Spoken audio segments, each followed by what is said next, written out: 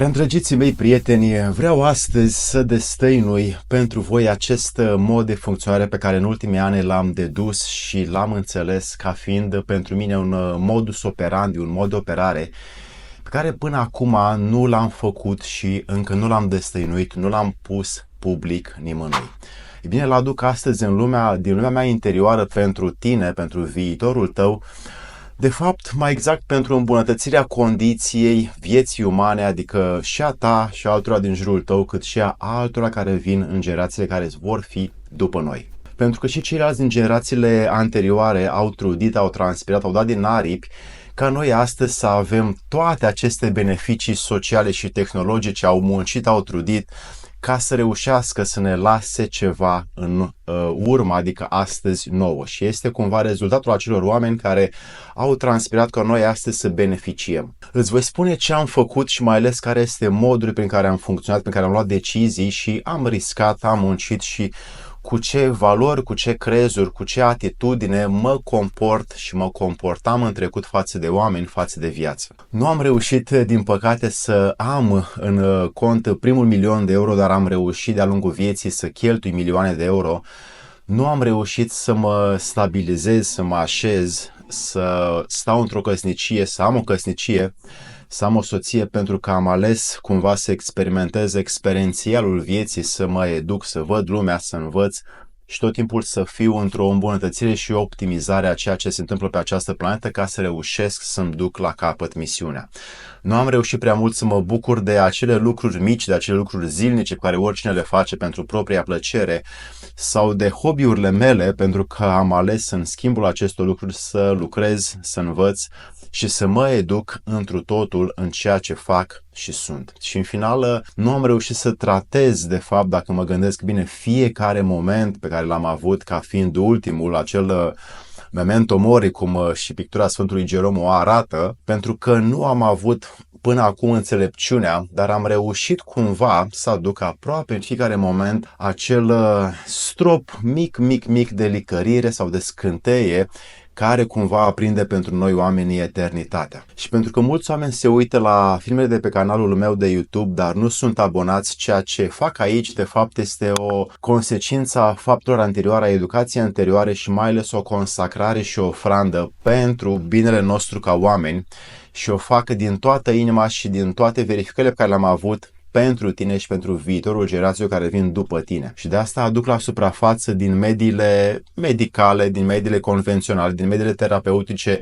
și neconvenționale și științifice și academice, acele experiențe, acele testimoniale, acele studii pe care le-am absorbit, le-am asimilat, le-am trăit și le-am înțeles până acum, pentru că din ele am extras acea esență prin care ne putem îmbunătăți, ne putem aduce viața la o performanță mai înaltă și aceste lucruri sunt dăruite pentru tine. Și asta permite-mi acum să-ți mărturisesc lucrurile pe care le fac și le gândesc, acel modus operandi pe care eu l-am în mine. Și dacă încă nu te-ai abonat, abonează-te acum pe canal ca să știi constant lucrurile esențiale pentru viitorul tău. Influențele din jur, ele anulează asimilarea momentelor vieții, cumva anulează ce vorbește omul din față, ce se întâmplă în lucrurile din afară, ce îți vorbește arta, cultura, istoria sau momentul care te hrănește. De ce? Pentru că sunt foarte multe distrageri, sunt foarte multe notificări, este foarte mult divertisment care ne obstrucționează mintea și mintea nu poate să se adâncească în moment, să trăiască, să învețe și să recepționeze coerent și logic momentul. Divertismentul este format din două cuvinte, este div și mente. Div înseamnă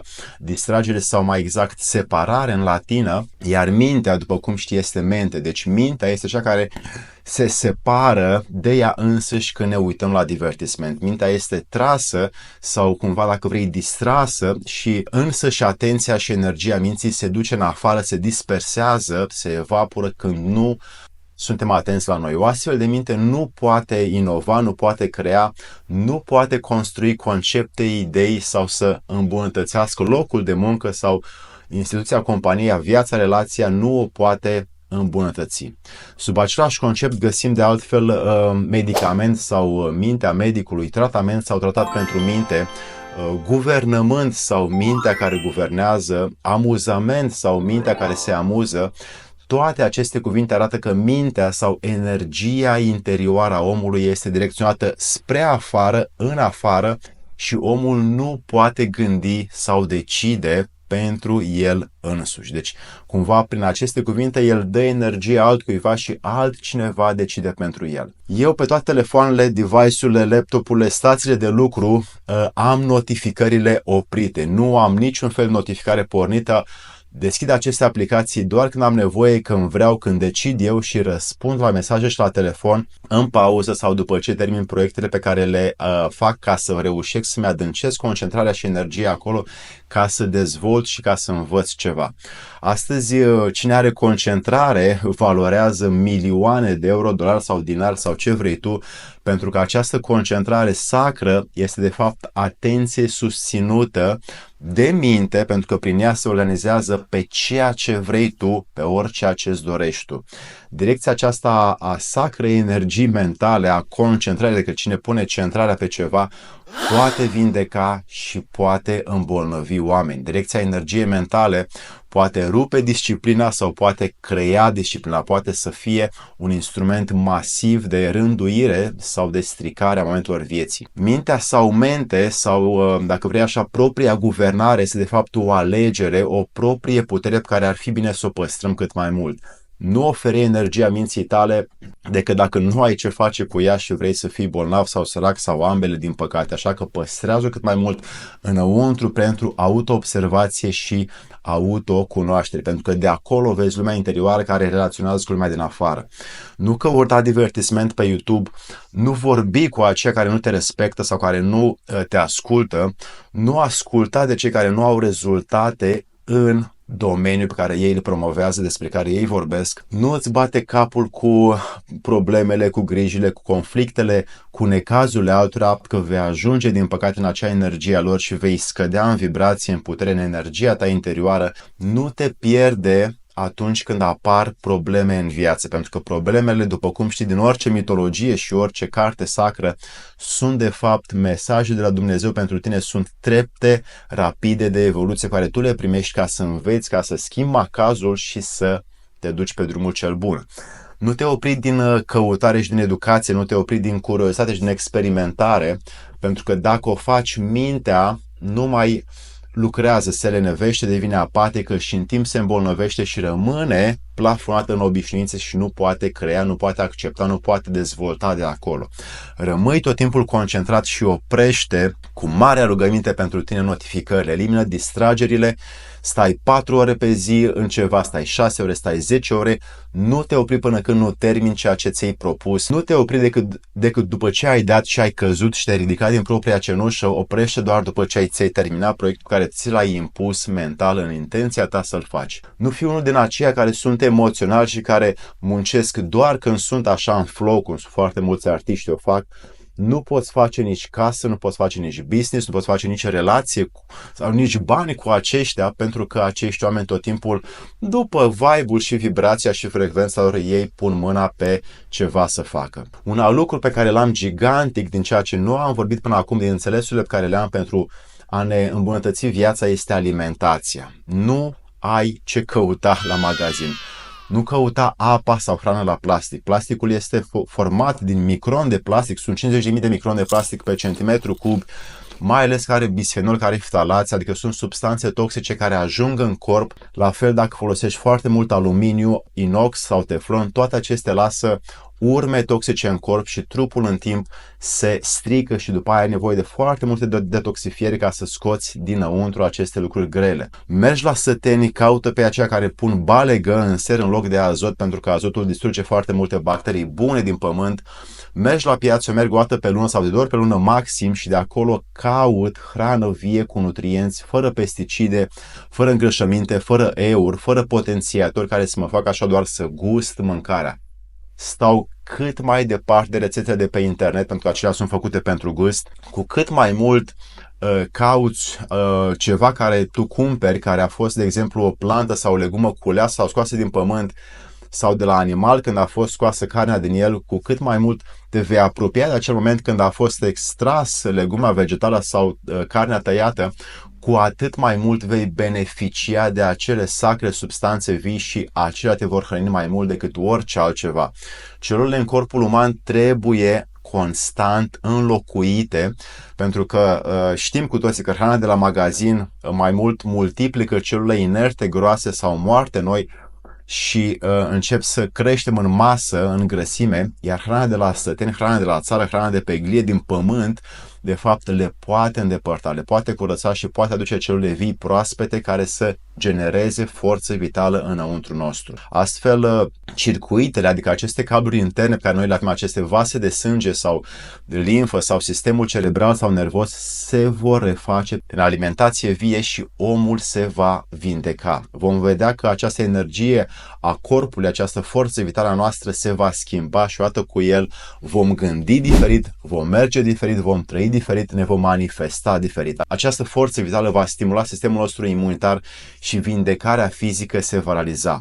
Când în celulă este putere mai mare, adică electroni și atomi care se mișcă și se scrie ADN-ul acolo în nucleu, toate aceasta înseamnă energie mai multă, asta înseamnă implicit putere mai mare de manifestare, de decizie, de risc, de asumare, de responsabilitate și de forță sufletească, că ea crește din noi înșine când ne alimentăm corespunzător. Extrem de multe schimbări în plan comportamental vor apărea dacă urmezi aceste lucruri pe care ți le-am spus despre alimentație. Eu, de exemplu, îmi pot da seama după comportamentul unui om ce disfuncții fizice are. Am văzut la oameni în toată lumea care își refac prin alimentație, prin lichide coerente și logice și hrănitoare pentru corp și care își curăță corpul, cât de multe efecte benefice sunt la aceștia, începând de la comportament, cum iau deciziile, ce putere au și ce forță de manifestare în tot ceea ce practic se apropie de scopurile și de realizările lor sufletești. Să trecem acum la investiții sau de fapt în ce investesc și cum lucrez cu această piață monetară și financiară a lumii. Spuneam că încă nu am făcut primul milion, dar am cheltuit de-a lungul timpului milioane de euro.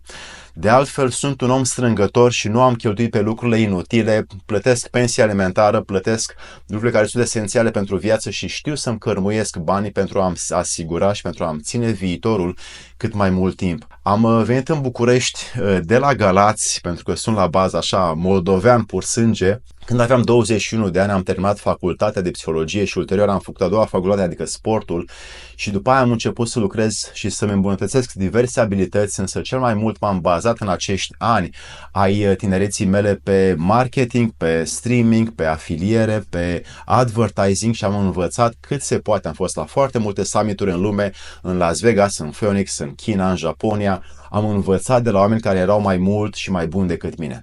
La 27 de ani am dat avansul în casa în care locuiesc și de atunci, de fapt, am girat cu ea pentru că aici în Săftica, unde am plătit-o în 4 ani și după aia nu am mai avut niciun fel de credit pentru că mi-am dorit să îmi plătesc energia mentală. Dar de-a lungul timpului am vândut, am cumpărat și după aia am vândut mai multe apartamente și nu am ținut niciunul pentru că a fost strict o decizie de business, pentru că m-am gândit cum pot să ajung mai repede la un capital mai mare și am cumpărat, am pregătit, am aranjat, am decorat după stilul pe care l-am avut și la mai departe și după aia am vândut la un preț mai mare și astfel mi-a generat un venit pe care ulterior l-am folosit. Și în ultimii 7-8 ani acest venit l-am pus în diverse portofolii de investiție și acum lucrez cu cea mai mare casă de investiții din Franța, din Paris, și mai mult de jumătate din banii mei sunt acolo și primesc aproximativ 8-10% lunar în acest portofoliu de investiții pe care ei îl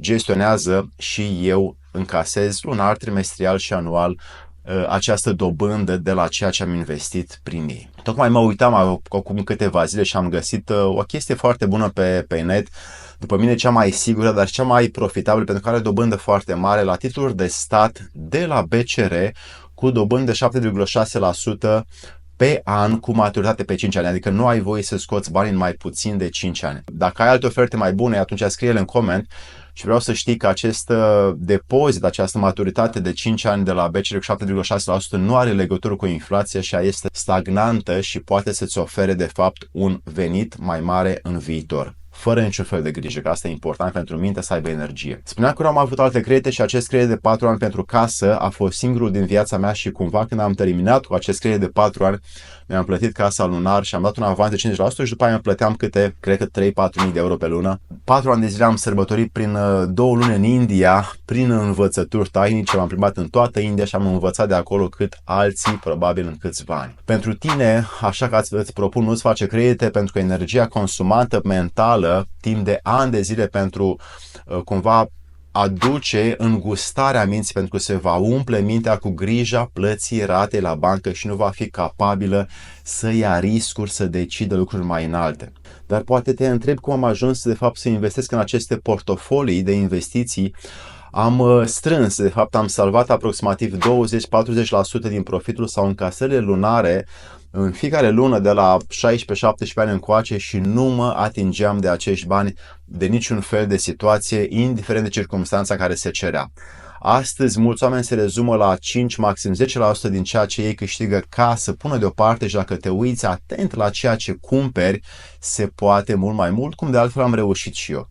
Unul din trucurile pe care l-am folosit a fost să comand de pe internet sau să comand direct să-mi vin acasă prin curier ceea ce am nevoie și să nu mai intru, să mai pierd timpul în magazine, pentru că magazinele au și chirie, au și angajați, au și gestionarea magazinului și tot timpul a fost și este mai scump și cam toți care cumpără din magazine vor cumpăra și lucruri de care nu au nevoie, pentru că instinctiv și impulsiv prin culori, mirosuri și stare se creează o cumpărătură inutilă. Cei mai mulți bani de-a lungul timpului au fost de către mine investiți și vor fi mai departe investiți în educație. Această educație a avut și are două direcții. Am făcut multe cursuri, am făcut 2 facultăți, am făcut workshop-uri, am făcut multe retreat-uri la care am fost și am învățat, am făcut seminare, am învățat foarte mult de la oameni și am plătit oamenii care m-au învățat. După aia am avut aceste experiențe educaționale sau călătorii pentru educație și prin acestea le-am pus la capitolul educație pentru că am ales să merg în foarte multe locuri,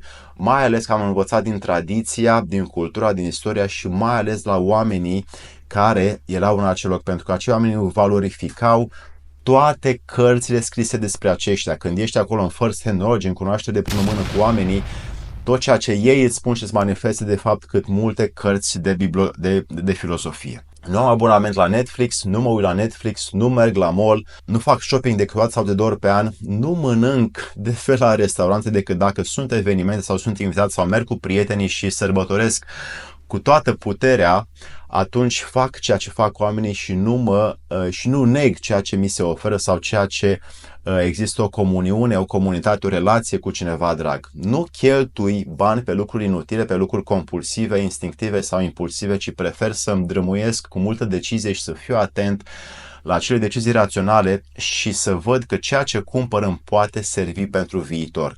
Nu-mi satisfac de fel hobby-urile și nu-mi iau cafea în oraș, nu mă duc să arunc cu banii prin lucruri care înseamnă noua tehnologie și ce fac acum este să investesc de fapt resursele mele financiare, tot ceea ce câștig în proiectele la care lucrez, în invenții și în oameni care au înțelepciune, care aduc prin munca lor ceva inovativ în această lume și cu aceștia lucrez. Când călătoresc, pentru că merg foarte mult, aproape în fiecare lună undeva și foarte des merg în Madeira la fiul meu, merg low cost pentru că nu sufăr de fițe de business și nici faptul că trebuie să-mi fac contacte pe la business sau pe la lounge, pentru că am învățat foarte mult de-a lungul timpului și din oamenii din avion, de la oameni simpli pe unde am fost, pentru că oamenii simpli au mai multă ființă, au mai mult suflet decât aceia care au măști de personalitate disociate care îi găsești în locurile mai fițoase ale hotelurilor sau ale avioanelor. Și de asta îți prezint și ție cam ceea ce gândesc și sunt și fac despre aceste lucruri. De fel îmi pregătesc proiectele din timp și le gestionez cu multă atenție și timpul pe care l-am îl dozez în muncă.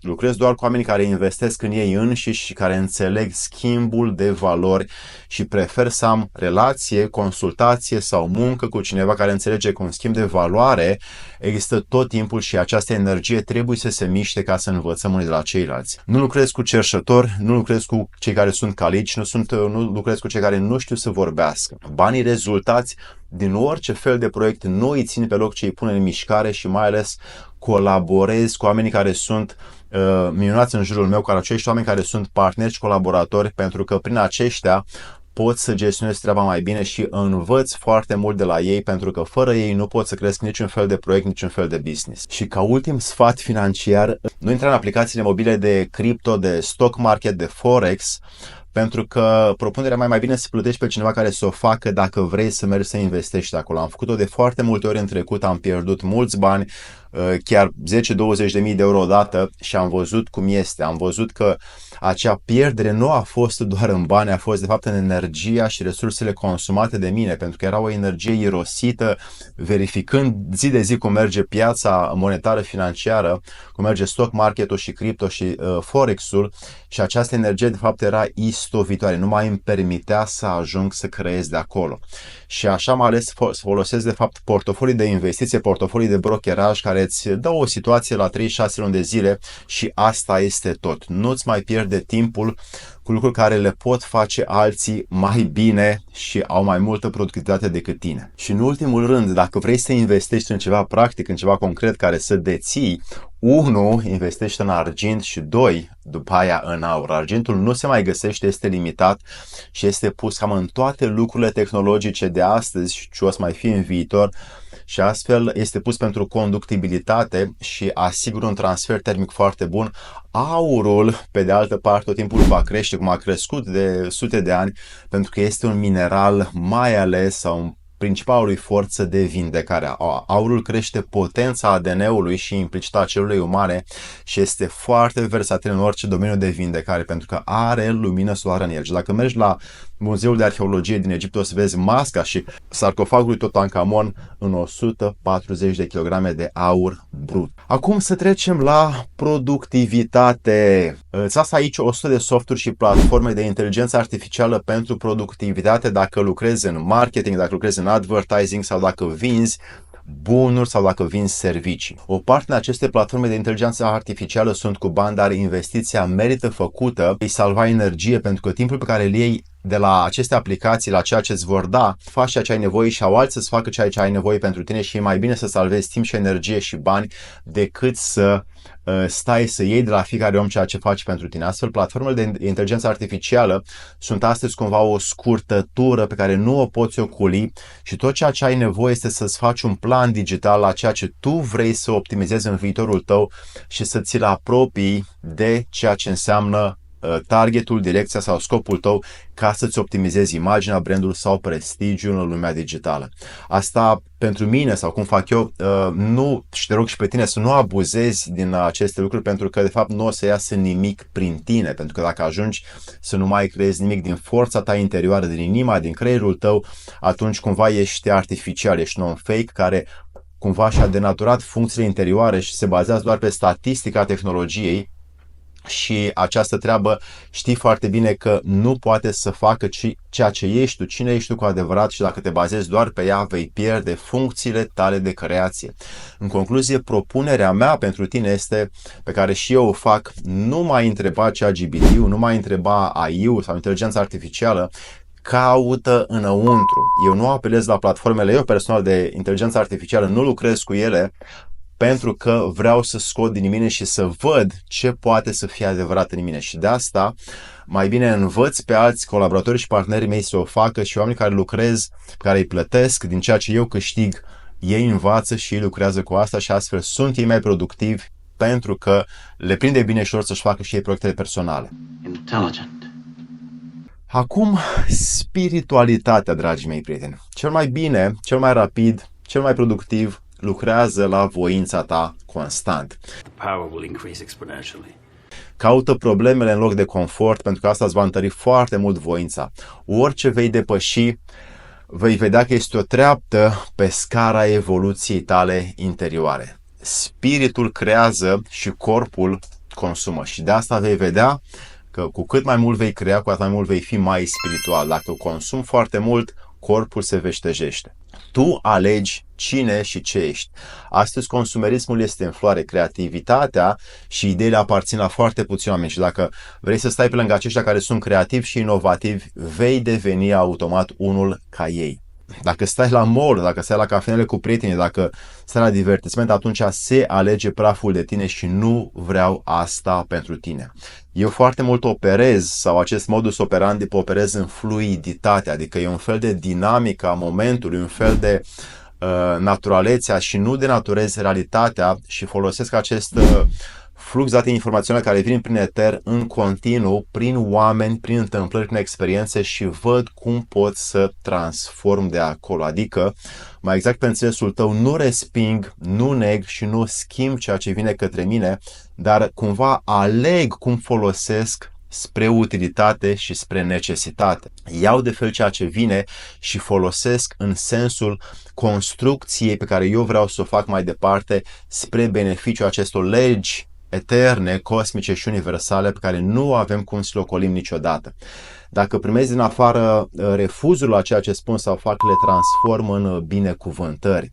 Dacă primesc lipsă de respect, o transform și o fac prin altruism în ceva benefic. Dacă primesc trădare, o transform în înțelegere și în educație. Dacă primesc neatenție din partea cuiva, o transform în vigilență să văd cum pot să-i captez atenția mai mult. Și astfel mă folosesc de ceea ce am învățat în NLP, în psihologie, în sociologie, ca să văd cumva cum îmi fac această religie interioară să o pun în slujba vieții pe care eu o am. Relațiile și prieteniile cu cei dragi.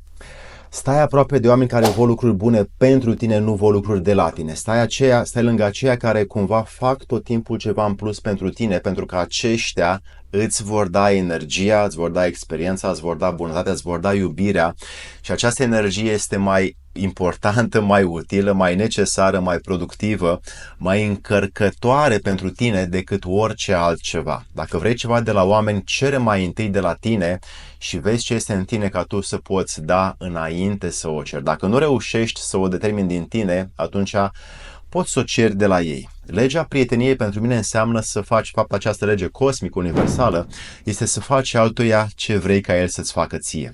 Când te vezi cu oameni fizic, față în față, vino cu energie mai multă decât ei. Adu ceva în plus, adu o stare mai mare, mai interesantă, mai provocatoare pentru oameni să învețe ceva și vino cu ceva în plus care merită împărtășit și de trăit și de, poate dacă vrei și de educat pentru ei, pentru că tot timpul sunt lucruri care pot să fie făcute troc și energia se schimbă între voi, adică educația se schimbă între voi. De foarte multe ori, contactele pe care ne le facem în viață sunt mai importante decât toată cunoașterea pe care o avem. Este util, necesar și cumva imperativ necesar să ne facem relații noi constant ca să reușim să fim productivi și pe cale spirituală și pe cale materială. Contactele tot timpul îți vor aduce mai mulți bani decât orice cunoaștere, pentru că oamenii de fel nu plătesc pentru cunoaștere, adică maxim 5% dintre ei plătesc pentru cunoaștere și educație. Restul o ignoră și restul o fură și restul nu interesează nimic de ea. Pentru a stabili cumva contacte, propunerea mea este să oferi beneficii, adică să oferi ceea ce nu face concurența ta, ceea ce nu se întâmplă din afară, tu să dai ceva omului care tu vrei să ai o legătură, orice fel de legătură vrei tu.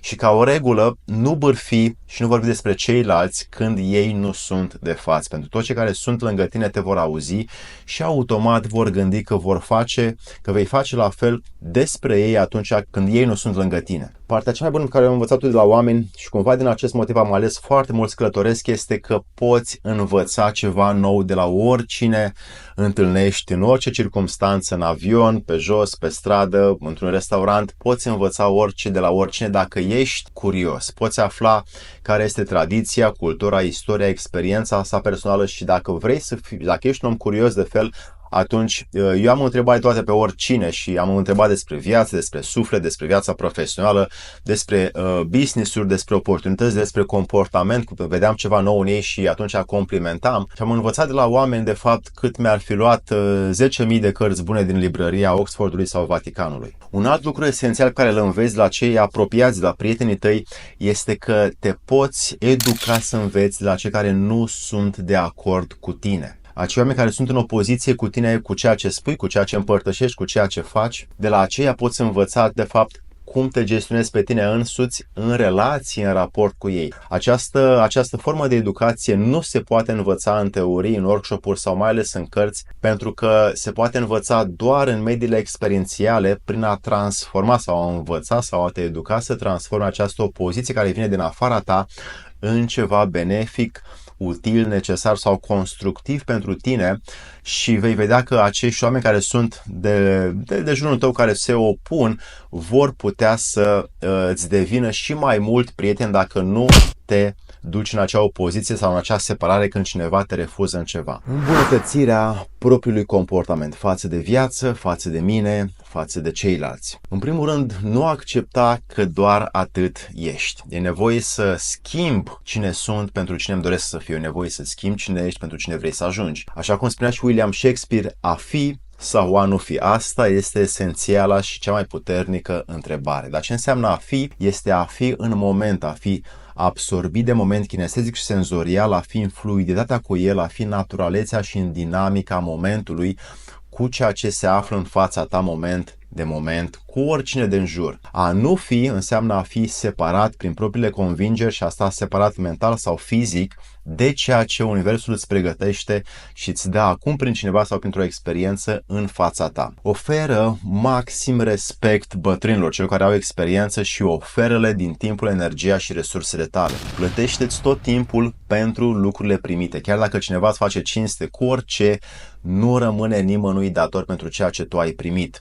Când poți, plătește și pentru ceilalți care au mai puțin, pentru că această lege nescrisă a eternului cosmos tot timpul îți va da când vei lua inițiativa să plătești pentru ceilalți. Și de asta vei vedea rezultate în tine, că vei deveni predispus să primești mai mult, se vor deschide mai multe aripi, pentru că a trebuit să dai. Dacă reușești să ai înțelepciunea să plătești înainte să ți se ceară, atunci este ceva gigantic pentru sufletul tău, pentru că ai înțelepciunea să previi și să plătești inclusiv pentru viața primită cât de mult poți. Adică învață, educă-te, împărtășește și învață din nou. Prezintă-te așa cum vrei să fii tu perceput. Vezi ce valori poți aduce la suprafață celui din fața ta și nu te prezenta prin foarte multe cuvinte, ci prezintă-te prin cuvinte puține care au impact, care aduc o stare nouă, o energie nouă și lasă tot timpul o provocare acolo. Adu-ți aminte constant că sunt sau că vor fi clipe când faci un lucru cu cineva care probabil sau au fost pentru ultima oară. În trecut, școlile inițiatice ezoterice făceau treaba asta cu memento mori, își dădeau un craniu la oameni și aduc aminte de moarte și foloseau asta ca să aduc aminte că poate să fie oricând ultima clipă pentru voi, pentru tine sau chiar și pentru el. Și de asta propunerea și invitația pentru tine ar fi să profiți la maxim de orice moment pe care viața ți-l dă întru totul. Și când mă refer la profit, nu mă refer la bani, mă refer la trăirea lui, mă refer la experimentarea kinestezică și senzorială a lucrurilor din fața ta, lucrurile simple din viață care sunt de rutină, prin acelea poți învăța eternitatea. Acum, cum te împingi pe tine în cel mai productiv mod al tău? Ce faci tu pentru asta? Tot timpul să fii la timp, la ora programată pe care tu ai stabilit sau ați stabilit-o împreună. Dacă tu întârzi acolo unde ați stabilit împreună, dă-ți tu ție însuți penalizare și plătește masa sau plătește consumația omului care te vezi. Caută constant să fii motivat de ceva mai mare, mai mult, mai înalt, mai spiritual, mai cosmic, cum am și eu pe Telegram, misiune spațială, este o dedicație pentru cosmos, decât banii cu care cumperi doar confort. Eu foarte mult adopt această atitudine pentru că mă gândesc la cei care vor veni după noi și mă gândesc ce beneficii să lăsăm altora din viitor, pentru că și alții în trecut au făcut-o pentru ceea ce eu primesc astăzi aici cu tine și pentru tine. Munca mea de astăzi va contribui în beneficiul altora din viitor, la fel poate să fie și a ta și te invit să dăm mâna așa împreună, să dăm palma, să ne facem angajamentul pentru asta cu totul. Ei bine, această motivație, cu cât mai înalt este, cu atât mai predispus vei fi la sacrificii, la efort, la transpirații, la da din aripi și vei avea mai multă productivitate pe termen lung, fără să te mai plângi și fără să mai ai necazuri, fără să te mai stresezi că nu merge asta, nu merge aia. Tot ceea ce tu faci, aduc ca ofrandă pentru Dumnezeu, pentru cosmos, pentru eternitate. Această motivație, de fapt, va deschide o imensă viziune, va deschide multe idei și va închide, evident, frica. Aceste idei pe care tu le vei primi vor închide stresul și vor închide anxietatea. Oriunde merg caut să-mi păstrez reputația prin atitudine, prin mindset, prin experiență și, după cum vezi, și prin outfit. Aleg tot timpul ceea ce este mai frumos și mai înalt, mă comport și mă îmbrac frumos pentru că văd lumea frumoasă, pentru că o respect și vreau să aduc frumusețe unde văd frumusețe. Reputația astăzi este un brand, este un prestigiu. Prestigiul face ca notorietatea să fie mai puternică și prestigiul și notorietatea aduc valoare fiecare ființe umane. Prioritizez prestigiul pentru că prin el cuvântul, valorile pe care eu le împart altora prind mai multă putere, aduc mai mult impact în ceea ce, sau în cel care le primește, decât orice ce tu ai ști ca cunoaștere, experiență sau informație. Și de asta în orice ce tu faci, dacă vrei să ai prestigiu, informează-te mai mult decât ceilalți și atunci când prezinți asta, fă cu impact față de orice ce ai tu nevoie. În ziua de astăzi nu mai ai nevoie să ai facultate sau să ai diplome, pentru că poți să faci asta prin propria cercetare, prin propria investigare, cum și eu am făcut-o, și să-ți plănuiești, să experimentezi cât mai mult, pentru că prin acestea înveți din ce în ce mai mult.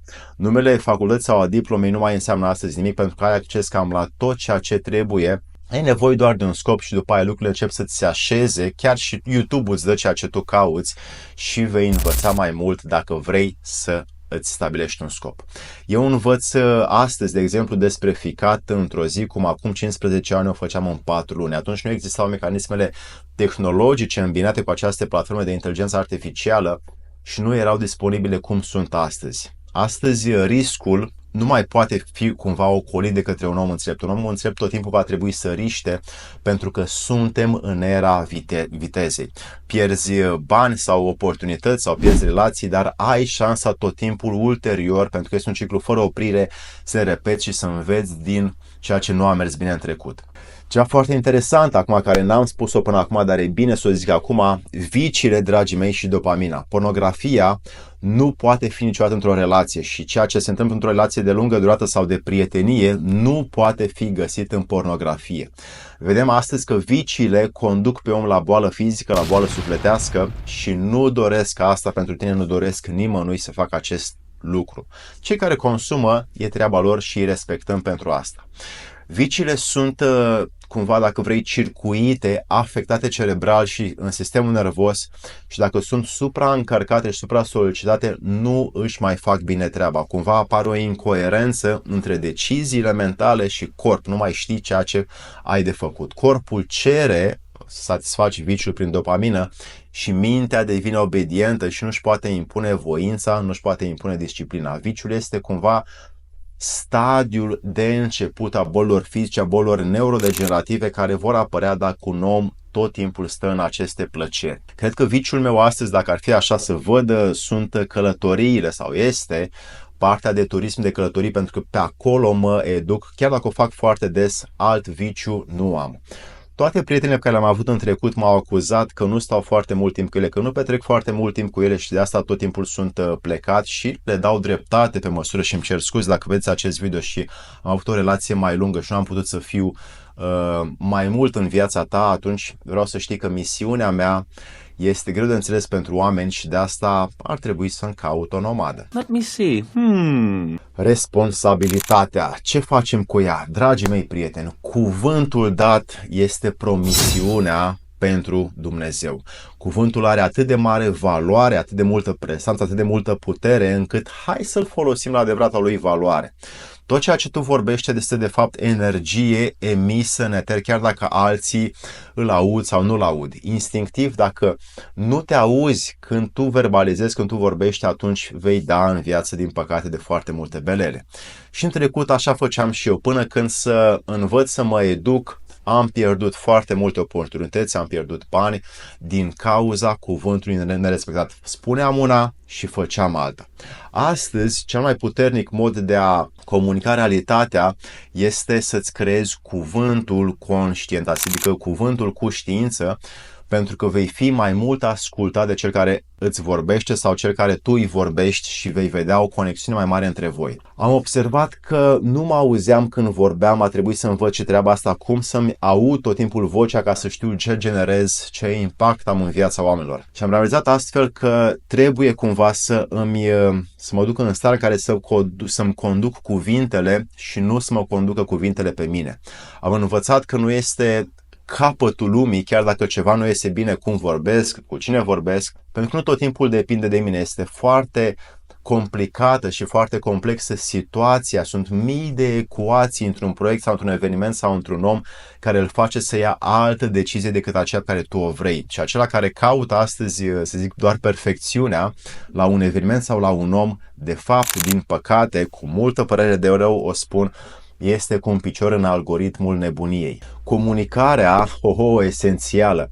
Am învățat dicție, am învățat ritm, am învățat retorică, am învățat prezentare pe scenă, storytelling, pentru că atunci când eram mic eram bâlbâit.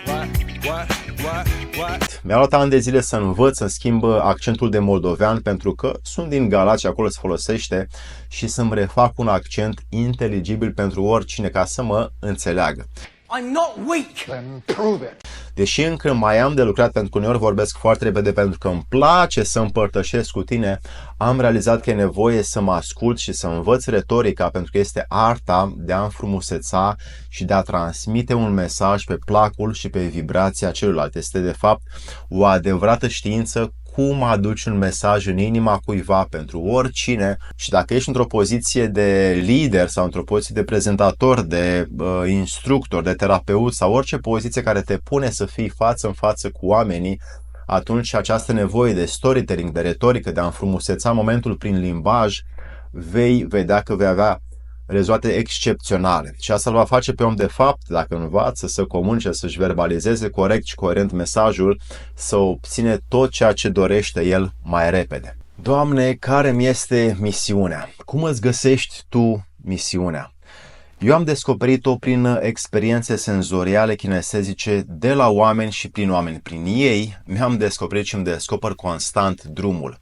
I-am întrebat, am fost curios, am fost implicat, m-am educat prin oameni. Nu am descoperit misiunea prin cărți, prin cursuri, prin alte workshop-uri, ci cele mai bune cursuri pe care eu le-am avut în viață au fost oamenii, și aceia simpli și săraci, și aceia bogați și avuți, și aceia din triburi, până și șerpașii care îmi cărau bagajele prin foarte multe expediții montane prin trecut, în Iran, în Argentina, în Africa, în India, în Nepal și în Europa, și am învățat de la oameni ceea ce înseamnă simpla ființă, simpla puritate a sufletului care se manifestă în beneficiul altor ființe umane. Reține că foarte multe abilități pe care un om le are sunt doar în stadiul de potențial. El poate descoperi ce noi abilități apar în el doar dacă se va măsura și se va compara conștient, cu bunătate, cu blândețe și cu prietenie cu ceilalți, ca să strângă experiențe vii, va sta lângă ei, experiențe senzoriale pentru dezvoltarea lui interioară. Că dacă altul poate, înseamnă că pot și eu. Nu rămâne decât să stau lângă el, să învăț, să văd cum face. În ultimul rând, reține că nimic pe planeta asta nu este gratuit. Până și pentru nașterea noastră, pentru nașterea ta, pentru nașterea mea, s-a plătit, și nu puțin. Și de asta, dacă tu cauți astăzi discounturile, voucherele, cupoanele, gratuitățile, așa te vor percepe oamenii pe tine și nu vei avea în viitor putere mare de investiție. De asta, propunerea mea este să plătești pentru tot ceea ce tu ai primit. Chiar dacă nu poți plăti material, măcar plătește prin intenția ta, cu energia, cu munca, cu experiența, cunoașterea ta, pentru ceea ce tu nu vrei să plătești cu bani, pentru tot ceea ce tu ai primit. Inspirația, prea înțelepții mei prieteni, nu vine prin, așa cum scriu poeții, prin poezii, muze sau muzee, sau prin cărți, sau prin teorii, ci pentru că am verificat asta, am fost aproape în toate muzeile lumii și am fost și pe la muze să văd dacă așa este. Muse sau muză a dat cuvântul museum sau muzeu, și astăzi oamenii se inspiră de la un muzeu, dar în trecut se inspirau de la opere de artă care astăzi sunt în muzee.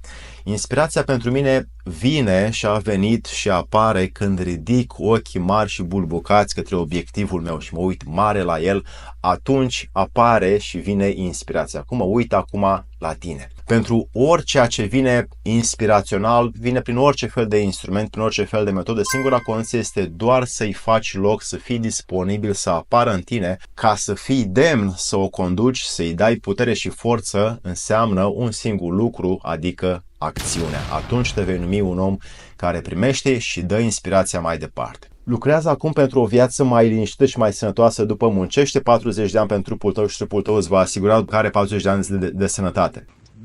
Aici, pe acest canal, îți destăinui foarte multe lucruri care m-au costat pe mine o avere, dar pe care nu le valorific ca o avere materială, și cumva vreau să le împart ca o avere spirituală pentru frații și pentru surorile mele, și pentru asta ție, Doamne, îți mulțumesc. La revedere!